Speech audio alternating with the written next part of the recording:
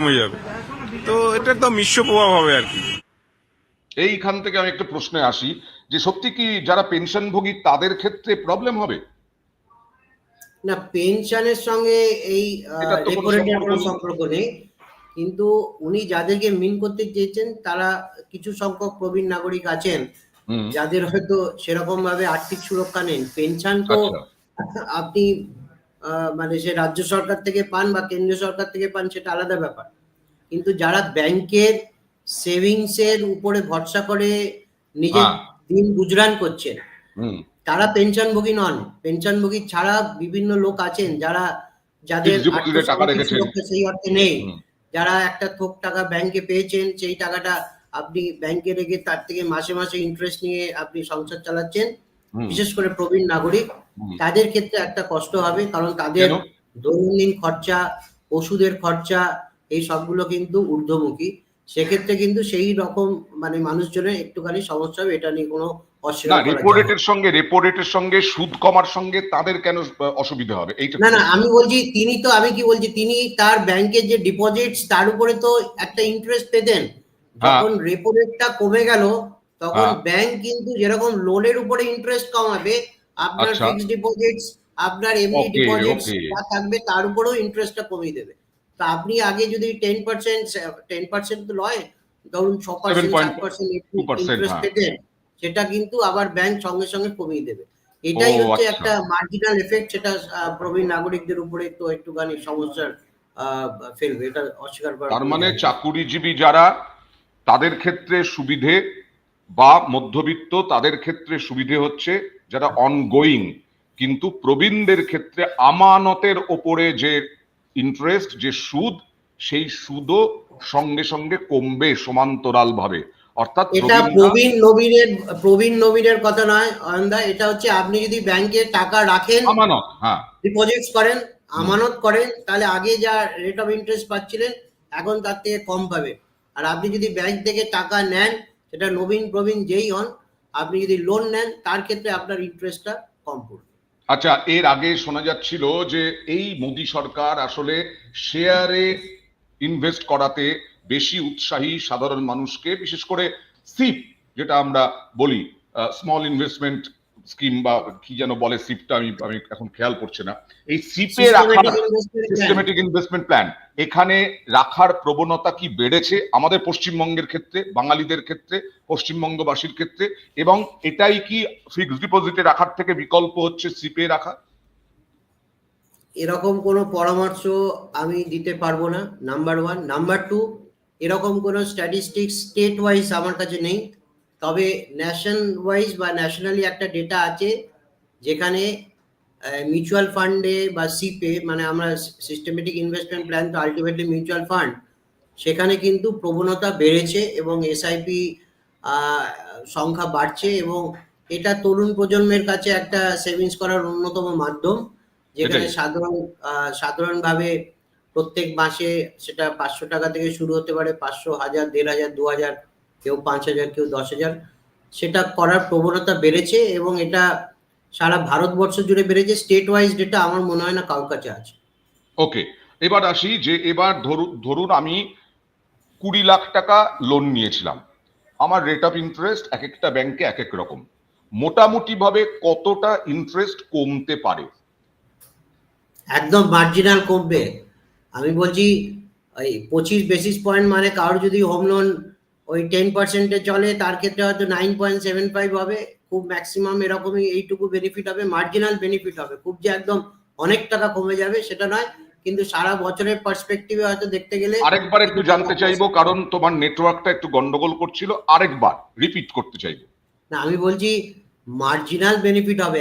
আপনার লোন অ্যামাউন্টটা কত টাকা ইএমআই যাচ্ছে, কত বছরের জন্য লোন নিয়েছেন, তার উপরে ডিপেন্ড করবে। কিন্তু 25 বেসিস পয়েন্ট মানে আপনি অনেক টাকা সেভিংস করে নেবেন, অনেক সাশ্রয় হবে, সেরকম আচ্ছা, কিছু নয়। আপনার আগের থেকে কমবে এটা বলা যায়। ধরো আমি 7.2% ধরলাম, যে 7.2% ছিল আমার ইন্টারেস্ট রেট, কত কমতে পারে? না, বা ওরকম নাইন কিছু না। পয়েন্ট টু কত টাকার পার্সেন্ট লোন, ধরুন আপনি 10 লাখ টাকার লোন নিয়েছেন, আপনার হুম। মান্থলি, মানে প্রত্যেক, আমি বলছি 1 লাখে যদি আমরা দেখি হোম লোনে মোটামুটি ওই 970 থেকে ওই 1010 টাকার মধ্যে ঘোরাফেরা করে ইএমআই, সেখানে হয়তো পার মান্থে আপনার ওই রকমই ওই 30-40 টাকা 20 টাকার মতো আপনার ডিফারেন্স হবে ইএমআই। মানে 1 লাখে 1 লাখ। 1 লাখে 20-30 টাকা, হুম। তাতে তো খুব একটা বড় সাশ্রয় আমি তো হচ্ছে। বলছি খুব একটা 25 বেসিস পয়েন্ট মানে কি খুব একটা বিরাট কিছু নয়, কিন্তু আচ্ছা। আপনার প্রত্যেক মাসের হিসেবে করলে আপনি 12 মাসে কত সাশ্রয় হবে সেটা দেখতে পারবেন, আর আপনার ব্যাংকের সঙ্গে কথা বলতে হবে ব্যাংক কতটা বেনিফিট আপনাকে পাস অন করবে। আচ্ছা, যারা এখন লোন নিয়ে বসে আছেন, লোন চলছে, তাদের ক্ষেত্রেও তো এটা সম্ভব। এবং আরেকটা আমার এখানে প্রশ্ন এসেছিল যে এডুকেশনাল লোনেও কি এইটা হবে, ধার্য হবে? যে কোনো লোন, যে কোনো লোন, যে কোনো লোন, কিন্তু একটা কথা বলে দিচ্ছি, লোন যখন মানুষ নেন তখন দুটো আপনার সিস্টেম আছে, একটা হচ্ছে ফিক্সড রেট আর একটা হচ্ছে ফ্লোটিং রেট। ফিক্সড রেটে যদি কেউ লোন নিয়ে থাকেন তাহলে তার ক্ষেত্রে তাহলে কোনো আশা নেই। বাড়লেও রেপো রেট বাড়লেও আপনার বাড়বে না, রেপো রেট কমলেও আপনার কমবে না। আর ফ্লোটিং রেট যেটা ম্যাক্সিমাম ক্ষেত্রে হয় সেক্ষেত্রে কিন্তু আপনারটা কমে যাবে। ওকে, এবার আপনি উদ্যোগপতিদের কথা বলছিলেন যে তাদের ক্ষেত্রেও সুবিধা হবে, কিন্তু এই উদ্যোগপতিদের হওয়ার পরেও আজকেও দেখলাম শেয়ার বাজার মুষড়ে আছে একদম 77,000-এ। কেন? শেয়ার বাজারের সঙ্গে এটার রেপো রেট কমালে শেয়ার মার্কেট বেড়ে যাবে এরকম কোনো ব্যাপার নাই। শেয়ার মার্কেটের এখন যে দোলাচলটা চলছে এটার মধ্যে অনেক কিছু কারণ আছে, সেটার সঙ্গে রেপো রেটের কোনো সম্ভাবনা নেই। রেপো রেটটাতে আমি বলবো যে তার বেনিফিটটা অর্থনীতিতে পড়বে, তার শুধুমাত্র রেপো রেট কমানোর জন্য নয়। আরেকটা হচ্ছে আপনি দেখবেন ঠিক 1 তারিখে ওই আয়করে সাশ্রয় দেওয়া হয়েছিল। তো গভর্নমেন্টের যে অবজেক্টিভটা সেটা হচ্ছে সাধারণ মানুষের ক্রয় ক্ষমতা বাড়ানো, সাধারণ মানুষ যাতে বাজারে গিয়ে বেশি কেনাকাটা করেন, মানুষের হাতে যাতে উদ্বৃত্ত টাকা থাকে। তো আপনার কিছু সংখ্যক মানুষের তো আয়করে সুরাহা হয়েছে, আমি সবার কথা বলছিলাম, মধ্যবিত্তের সবার সুরাহা হয়েছে তা নয়, কিছু সংখ্যক মানুষের সুরাহা হয়েছে। তাদের ক্ষেত্রে উদ্বৃত্ত টাকা থাকবে এবং তার ইএমআই থেকে সাশ্রয়, এই দুটো মিলিয়ে তার কাছে কিছু এক্সট্রা টাকা থাকবে, সেই টাকাটা যদি বাজারে নিয়ে গিয়ে তিনি খরচা করেন তাহলে ডিমান্ডটা স্টিমুলেট হবে। সরকারের এটাই পদক্ষেপ এবং সরকার খুব ইতিবাচক মনোভাব নিয়ে তাকিয়ে থাকবেন যে সাধারণ কনজিউমারদের উপরে যে তারা সেইটা করবেন, এবং আপনারা যদি সেই টাকাটা খরচা না করেন তাহলে হয়তো ডিমান্ডটা আবার স্টিমুলেট হবে না। গত 1 বছর আগেও আমরা দেখেছি যে ব্যাংকগুলো টাকার অভাবে ধুঁকছে, এরকম পরিসংখ্যান এসে গিয়েছিল, এবং সেই জায়গা থেকে বারবার প্রশ্ন উঠেছিল, কেউ 25,000 কোটি টাকা, কেউ 40,000 কোটি টাকা মেরে পালিয়ে গেছেন বিভিন্ন শিল্পপতি। এখন কি এমন অবস্থা হলো যে রেপো রেট কমিয়ে ব্যাংক লোন দিতে উৎসাহ হবে, এবং যাই হোক না কেন সেই ইন্টারেস্টটা কমবে, মানে ব্যাংকের আয় তো কম হবে? না, ব্যাংক তো আরবিআই থেকে যে রেট অফ ইন্টারেস্টে লোনটা নিচ্ছিল সেই লোনের ইএমআইটা, সেই লোনের যে ইন্টারেস্ট সেটাও তো কম হবে। ব্যাংকও তো দেখুন, ব্যাংক যে লোনটা দেয় সেটা আপনি দেখবেন আরবিআই থেকে টাকাটা নেয়, সাধারণ মানুষের আমানত থাকে, এই দুটো মিলিয়ে ব্যাংক সেই টাকাটার থেকে ব্যাংক সাধারণ মানুষকে লেন্ডিং করে। তো সাধারণ মানুষের যে ডিপোজিট, সেই ডিপোজিটটাকে তাকে কম রেট অফ ইন্টারেস্টে শোধ করতে হবে। আরবিআই থেকে যে টাকাটা নিচ্ছে ব্যাংক, সেখানেও তাকে কম রেট অফ ইন্টারেস্টে দিতে হবে। তো সেইটাতে ব্যাংকের কোনো অসুবিধা হওয়ার কথা নয়। তো 1 নম্বর। 2 নম্বর হচ্ছে এই বিভিন্ন শিল্পপতি এর আগে টাকা নিয়ে চলে গেছেন, হ্যাঁ, সেটা কমছে, হ্যাঁ, তার প্রবণতা কমছে, এবং ব্যাংকের মনিটরিং সিস্টেমটাকে হয়তো আরো রোবাস্ট করতে হবে, আরো ভালো করতে হবে। কারণ এটা আলটিমেটলি পাবলিক মানি, সাধারণ মানুষের কষ্টার্জিত টাকা। আপনার টাকাটা আপনি ব্যাংকে রাখছেন, তার থেকে আপনি হয়তো লোন নিচ্ছেন, আরেকজন হয়তো তিনি টাকাটা রাখছেন কষ্টার্জিত টাকা, লোন নিচ্ছেন না। কিন্তু এই পাবলিক মানি আমরা যেটা বারবার বলি, সেটা কিন্তু কষ্টের টাকা, সেই টাকাটা যাতে নয়ছয় না হয়, সেই টাকার লোন নিয়ে যাতে কেউ লোনের টাকা না দিয়ে লোন খেলাপি না করে, সেটা দেখার দায়িত্ব সরকারের, তার দেখার দায়িত্ব আরবিআই। এবার বলি যে ধরুন আমার মতো এরকম বহু মানুষ আছেন যাদের কোনো লোন নেই, লোনের প্রয়োজন নেই। আমার কি পরোক্ষভাবে এই রেপো রেট কমার কোনো সুবিধা আমি পেতে পারি? হ্যাঁ, একদমই তাই। কেন না পাওয়ার কিছু নেই। আপনি আজকে যে জিনিসটা কিনছেন, ধরুন আপনি আজকে একটা পেন কিনছেন, সেই পেনটা যিনি আপনার ধরে নিচ্ছি পাড়ার কোনো ফ্যাক্টরি থেকে কিনছেন, তিনি যে রেট অফ ইন্টারেস্টে এতদিন লোন নিয়ে ব্যবসা করছিলেন, ব্যবসা করে তার যে পেনের কস্টিং তৈরি করছিলেন, সেখানে তো তার এই সুদ বাবদ খরচাটা অ্যাড করা ছিল। এই সুদ বাবদ খরচাটা যদি তার কমে যায়, তাহলে আশা করা যায় যে সাধারণভাবে তার কস্ট অফ প্রোডাকশন পেনটা কমে যাবে এবং আপনাকে কম দামে পেনটা দেবে, সেই জন্য আপনি কম দামে আরেকটি পেন পেতে পারবেন। এটাই আপনার পরোক্ষ সুবিধা। আচ্ছা, এবার প্রশ্ন হচ্ছে যে আজকের দিনে রেপো রেট কমলো, আবার যে একদম শুরুতে বলেছিলাম যে 75 বেসিস পয়েন্ট নাকি কমার সম্ভাবনা আছে আগামী কয়েক মাসের মধ্যে, এটা কি করে সম্ভব, এবং সেটা আমাদের অর্থনীতির ক্ষেত্রে ভালো হবে কি খারাপ হবে, আর মধ্যবিত্তের ক্ষেত্রে আরো কতটা সুবিধে পেতে পারে? না দেখুন, এটা আমি আপনাকে বলছি, আপনি দরকার হলে আর্কাইভ করে রাখুন, এরকম কোনো সম্ভাবনা নেই। 75 বেসিস পয়েন্ট আগামী কয়েক মাসের মধ্যে কমার কোনো সম্ভাবনা নেই। আরবিআই এতদিন পরে আজকে 25 বেসিস পয়েন্ট কমিয়েছে, এটাকেই একটা মানে ইতিবাচক পদক্ষেপ হিসেবে ধরে নেওয়া উচিত এবং এটাকে ক্লোজলি মনিটর করতে হবে যাতে আবার মুদ্রাস্ফীতি বা মূল্য বৃদ্ধি বেড়ে না যায়। এবং আগামী আরো কয়েকটা আরবিআই মনিটরি পলিসি মিটিং হবে, তারপরে হয়তো আস্তে আস্তে বাড়তে পারে, কিন্তু 75 বেসিস পয়েন্ট আগামী এক বছরের মধ্যে বাড়বার কোনো সম্ভাবনা নেই। মূল্যবৃদ্ধি নিয়ন্ত্রণে রাখা সম্ভব কিভাবে, যেটা সাধারণ মানুষ মধ্যবিত্তকে বারবার ভুগিয়েছে, এবং এমনকি শীতকালে যে মূল্যবৃদ্ধি কম থাকে, সেই শীত এখন এসে যখন শীত প্রায় শেষের দিকে তখন মূল্যবৃদ্ধি কমেছে বলা হচ্ছে। না, আমি আপনাকে একটা বলছি, এই মূল্যবৃদ্ধির দুটো মেজারমেন্টের মাধ্যম আছে। একটা হচ্ছে যে ডেটাটা আমরা দেখি কনজিউমার প্রাইস ইন্ডেক্স, সংখ্যাতত্ত্বের বিচারে আমরা বলি 5%, 6%, 4%। আর আরেকটা হচ্ছে আপনার এই সাদা চোখে আপনি যখন বাজারে গিয়ে জিনিসপত্র কেনেন, আপনি দেখবেন এই মূল্যবৃদ্ধি যেটা আমরা লাস্ট কয়েক বছর ধরে দেখে যাচ্ছি, এই মূল্যবৃদ্ধি সেই অর্থে এই বাজারে কিন্তু সেটা যে কমে গেছে এটা আপনি এক্ষুনি বলতে পারবেন না। আমরা মূল্যবৃদ্ধি কমেছে বলে একটা স্ট্যাটিস্টিক্সের ডেটা দেখছি, এবং এই আরবিআই যে আগের গভর্নর ছিলেন তিনি খুব কড়া হাতে এটাকে নিয়ন্ত্রণ করবার চেষ্টা করেছিলেন এবং এটা কমানোর মানে এতটা না কমলে উনি রেপো রেট কমাবেন না এরকম একটা হয়তো মনস্থির করে রেখেছিলেন। কিন্তু এটা একটা জিনিস দেখা যাচ্ছে যে আপনি যতই কন্ট্রোল রাখুন, নিয়ন্ত্রণ করার চেষ্টা করুন, বাজারে জিনিসপত্রের দাম কিন্তু একটা লেভেলের পরে কমছে না। সেক্ষেত্রে আর অপেক্ষা না করে নতুন গভর্নর তিনি কিন্তু এই রেপো রেটটাকে কমানোর কথা চিন্তা করলেন। এই রেপো রেট কমানোর কথা চিন্তা করেছেন, কিন্তু এক অংশের ব্যাংক বিশেষজ্ঞ বা অর্থনীতি বিশেষজ্ঞ তারা এই মেসেজ করেছেন, even market is not happy with the RBI monetary policy. কি বলবেন? মার্কেট হ্যাপি নয় মানে কিসের মার্কেট?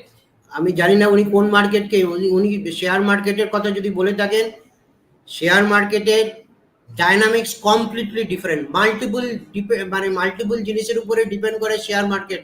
আপনি ভাবলেন RBI governor repo rate announce করলো আর আপনার শেয়ার মার্কেটের ঊর্ধ্বগতি হলো, সেটা আজকের দিনে সম্ভব নয়। ভারতবর্ষের শেয়ার মার্কেট বা বিশ্বের শেয়ার মার্কেট বিভিন্ন কারণে আন্তর্জাতিক সম্পর্কের পরে নির্ভর করে। হ্যাঁ, আজকের দিনে আমি বলছি জিওপলিটিক্যাল ইস্যুস আছে, অনেকগুলো জিওপলিটিক্যাল ইস্যুস আছে। 20 তারিখে ট্রাম্প সরকার ক্ষমতায় এসছেন, তারপরে একটা বাণিজ্য যুদ্ধ হওয়ার আশঙ্কা আছে, ডলারের পার্সপেক্টিভে ভারতবর্ষের টাকার অবমূল্যায়ন হচ্ছে, এই সব কিছু নিয়ে এবং ওভারঅল প্রত্যেকটা কোম্পানি তার কোয়ার্টারলি রেজাল্ট এখন অ্যানাউন্স করছে, এই সব কিছু নিয়ে শেয়ার মার্কেট এত সোজা নয়। এবং এটাকে যদি আপনি এত সরলীকরণ করে দেন, আমি জানি না কার কথা বলছেন যে শুধুমাত্র রেপো রেট বাড়ালে শেয়ার মার্কেট রিয়াক্ট করবে, এরকম না। আমরা তো সাধারণ বাজেটে দেখেছি, সাধারণ বাজেটে আয়করে ছাড় দেওয়ার পরে শেয়ার মার্কেট সেই অর্থে রিয়াক্ট করেনি, পজিটিভও রিয়াক্ট করেনি, নেগেটিভও রিয়াক্ট করেনি। কারণ যারা ইনভেস্টার্স আছেন তারা বুদ্ধিমান, তাদের ক্ষেত্রে অনেক রকম অঙ্ক কষার অনেক বিষয়বস্তু থাকে, তারা এরকম ইনসেনসিটিভ নয় যে একটা ঘোষণা হলো তারপরে আমি শেয়ার কিনবো বা শেয়ার বিক্রি করব। এটা শর্ট টার্ম লং টার্ম অনেক কিছু ব্যাপার থাকে অয়নদা, তার বেসিসে কিন্তু মার্কেটে ইনভেস্টর ইনভেস্টমেন্ট করেন। একদম শেষ প্রশ্ন আমার, সেটা হচ্ছে যে যা হয় রাজনীতিতে চাপানুতর হয়, যে মুদ্রাস্ফীতির হার যেখানে রাখার কথা ছিল মোদী সরকার সেখানে রাখতে পারেননি, আরো কমে গেছে মুদ্রাস্ফীতির হার বা বেড়ে গেছে, এই সমস্ত তর্ক বিতর্ক হয়। আমাদের এই যে মধ্যবিত্ত ছাড় পেল, মধ্যবিত্ত সবাই নয়, আপনিও বলছেন গোটা দেশে 8 কোটি মধ্যবিত্ত এখন, তার মধ্যে রেপো রেট কমানো হলো, তাতেও মানুষের হাতে হয়তো পয়সা আসবে। এই মুহূর্তে ভারতের অর্থনীতি কোন জায়গায় দাঁড়িয়ে আছে? আমরা কি ততটা স্ট্রং অবস্থায় আছি? না, ভারতবর্ষের অর্থনীতি একটা মানে কয়েকটা সেগমেন্টে যদি আপনি ভাগ করেন, সেখানে আমি বলবো যে এখন যে জায়গাতে বিশ্ব অর্থনীতি চলছে তার জায়গায় দাঁড়িয়ে ভারতবর্ষের অর্থনীতি খুব মজবুত আছে আমি এরকম বলবো না, কিন্তু একদমই খারাপ অবস্থাতে নেই। এবং ভারতবর্ষের অর্থনীতিকে বাইরের লোকেরা কিরকম ভাবে দেখছে সেটা যেরকম একটা জিনিস, আর ভারতবর্ষের লোকেরা ভারতবর্ষের অর্থনীতিটাকে কিভাবে দেখছে সেটা একটা জিনিস। বিশ্ব বাজারে ভারতবর্ষের অর্থনীতির একটা আমি বলবো একটা ট্র্যাডিশনালি আমরা দেখছিলাম যে জায়গাতে আমরা ছিলাম সেখান থেকে আমরা একটা উন্নততর জায়গায় এসেছি। কিন্তু ভারতবর্ষের মাটিতে দাঁড়িয়ে ভারতবর্ষের নাগরিক ভারতবর্ষের অর্থনীতিকে যেভাবে দেখছেন, সেখানে তারা হয়তো চাইছেন যে আরো ভালো কিছু হওয়ার অপেক্ষা থাকবে, জিনিসপত্রের দাম কমায় এবং সব থেকে বড় কথা অয়নদা, বেকারত্ব নিরসন। এই বেকারত্ব নিরসন যদি আপনি না করতে পারেন, আপনার এই প্রোগ্রাম দেখছেন যারা অনেক বাবা মা আছেন তাদের ঘরে বেকার যুবক যুবতী আছেন, তাদের যদি আপনি সত্যি সত্যি চাকরি না দিতে পারেন, তাদের যদি রোজগারের ব্যবস্থা না করতে পারেন, তাহলে আমি বলবো ভারতবর্ষের অর্থনীতি কোন জায়গায় ভালো খারাপ এটা নিয়ে আলোচনা করা নিরর্থক। আমি একটা জাস্ট লাস্ট প্রশ্ন এর থেকেই চলে আসছে, যেহেতু কর্মসংস্থানের প্রসঙ্গ উঠলো, এই বাজেটে কি কর্মসংস্থানে কোনো দিশা আছে? না, সেই অর্থে আমি বলবো যে বাজেটের একটা আঙ্গিক থাকে। বাজেট মানে হচ্ছে আগামী এক বছরে সাধারণভাবে আয় ব্যয়ের একটা সামঞ্জস্য। এবার সেখানে দাঁড়িয়ে কিছু অ্যানাউন্সমেন্ট করতে হয়। সেই অ্যানাউন্সমেন্ট গুলো কিছু দীর্ঘমেয়াদী পরিকল্পনা। ধরুন 5 বছরে এত কোটি টাকা বরাদ্দ করা হলো, সেখানে এক্সিকিউশন হবে কিনা, তার প্রভাবটা সাধারণ মানুষ পাবে কিনা। এখানে যেরকম আমরা দেখছিলাম যে আর মানে বাজেট হওয়ার পরে ফাইন্যান্স সেক্রেটারি তিনি প্রেস মিট করছেন, সেখানে উনি প্রাইভেট ইনভেস্টরদেরকে বলছে আপনারা আসুন ইনভেস্টমেন্ট করুন। আজকে ভারতবর্ষ মিশ্র অর্থনীতির দেশ, তো এখানে সরকারি এক্সপেন্ডিচার শুধু বাড়িয়ে শুধু সরকারি চাকরি দিয়ে আপনি বেকার যুবক যুবতীদের অন্নসংস্থান করতে পারবেন না।